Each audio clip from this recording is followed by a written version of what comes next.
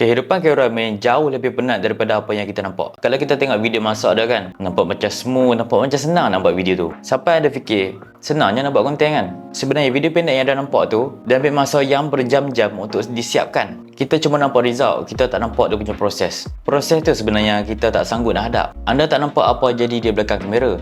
Satu scene tu sebenarnya dia banyak kali dia shoot. Lighting tak jadi, kena setup lain. Edit tak kena fikir lain. Kadang-kadang shoot dari pagi sampai malam untuk satu video lah. Kemudian esok repeat balik.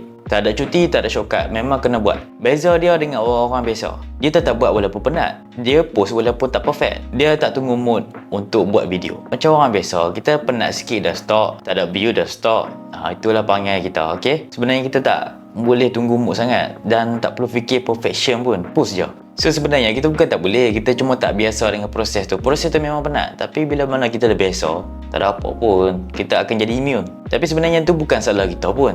Masalah sebenarnya kita tak ada sistem. Setiap hari nak start benda kosong, nak shoot apa hari ni, nak angle apa, tajuk apa. Sebab tu jadi macam malah, lambat. Saya pun dulu macam tu lah, tapi sejak bila saya buat satu sistem ni, mudah je.